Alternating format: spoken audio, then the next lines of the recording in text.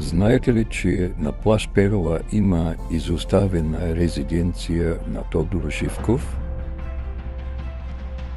Плаж Перова е рай за туристи, но до него стои изоставена резиденция на Тодор Живков, някога символ на власт и разкош, днес разруха и забрава.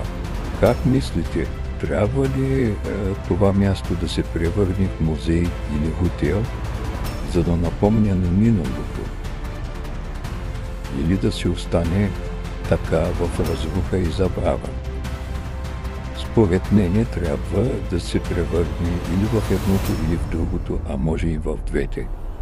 Ако харесвате този клип, приятели, споделяйте ни, лайквайте ни, шервайте ни, за да достигнем доколкото може повече хора.